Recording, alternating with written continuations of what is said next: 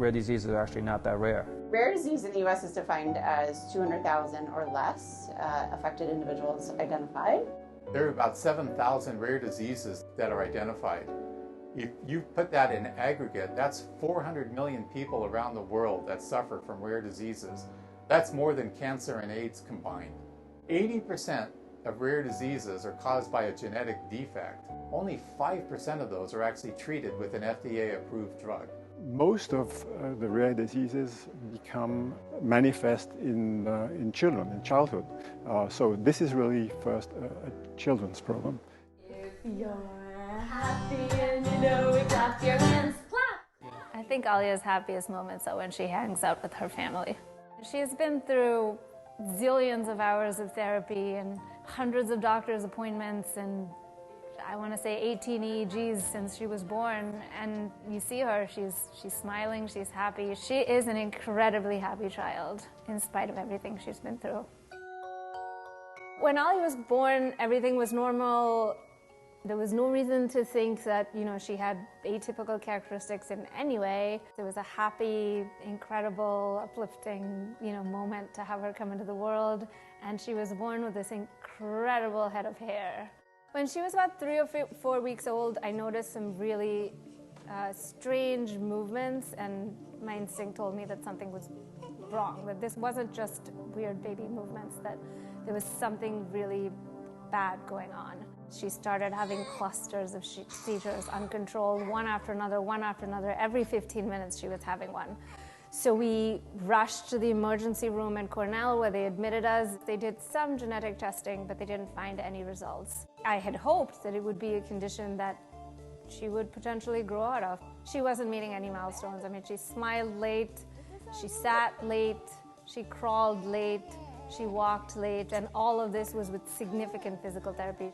So that becomes really difficult because you are sitting in a situation where you have a 2-year-old that has significant issues and no one's able to tell you what the problem is. We continued, to pursue and push for more genetic testing. We moved from Cornell to Columbia, and they agreed to run a full exome sequencing test on Alia, which tests for 20,000 important genes. Alia happened to be at Columbia for an overnight EEG. The geneticist came into the room and gave me a piece of paper which says she has Pacs1 syndrome, there's no cure or treatments, go home and do your best to manage the symptoms. Taking the opinion that there is nothing that can be done, I thought it was not something that I was going to be okay with. Children with Pacs1 all carry an identical mutation in the Pacs1 gene that causes a single amino acid substitution in the Pacs1 protein, and that single amino acid substitution has dire consequences for neuronal development. I'm going to help you a little bit, okay? So these kids tend to suffer from significant intellectual disability. They have severe speech and motor delays. They have various degrees of epilepsy, autistic features. They have trouble feeding and in fact need lifelong care. Everything is challenging for Alia. She has the intellectual ability of a 1-year-old. Where it's difficult, I think, is when I see her wanting to do something. I want to run like these other kids, and I can't run like these other kids. That, I think, is difficult for me to accept, at least without trying to do something about it. But as long as she can be, happy, that's what matters to me. Currently, there are about 100 kids that have been diagnosed. The diagnosis is a genetic test, and as the genetic test becomes more widely used in hospitals and clinics around the world, we think the number will increase. What I'm looking for in clinic is how they're doing relative to how they've done in the past. So we're looking at seizure control, how we can optimize seizure control and balance that with side effects of medications. I'm looking at how they're doing developmentally. Are there other things that we can do to support them? You give Mama a high five? High five, good girl. She's my granddaughter. She's an adorable child. Pacs1 children in general, I would say, are very smiling, very adorable children. I have a grandchild and I love her.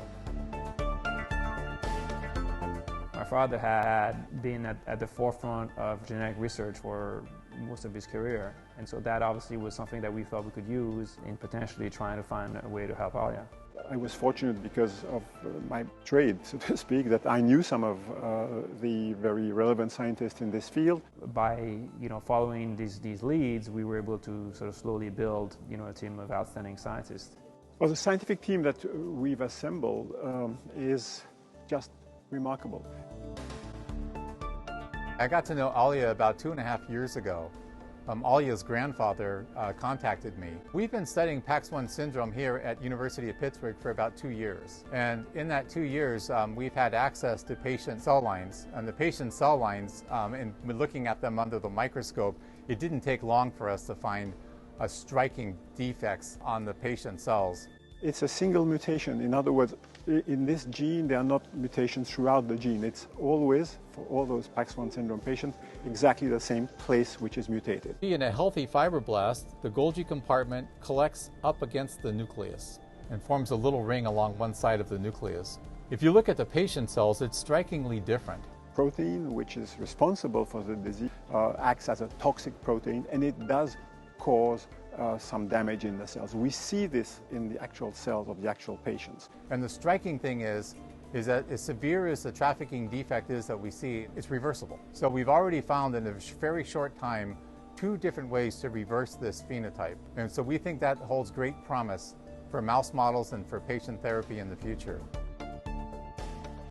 I do think there's an amplifier effect with other rare genetic diseases with regards to studying the pathways, because the pathways can overlap amongst different genetic causes of similar developmental disorders. The model that we use for Pacs1 syndrome can be readily applied to other diseases, other neurological disorders. And I think what this gets at, particularly in the case of Pacs1 syndrome, is the opportunity to use precision medicine to treat a neurological disorder. But it's not just cancer, so cystic fibrosis is now treated with precision. I'm hopeful. The more we learn about a variety of genetic diseases, in particular in our case of neurodevelopmental genetic diseases, the more we'll be able to tackle those which are not yet solved. That's for sure. Rare disease funding is in its very initial stages. The Pacs1 Foundation has been a Kickstarter for studying this disorder. This is a disorder that probably would have been relegated off to the sidelines for years. Put orange bear. Very little was known about it even 2 years ago. And in the short space of 2 years, we've advanced that information significantly. The NIH funding really requires preliminary data. They require many times a publication.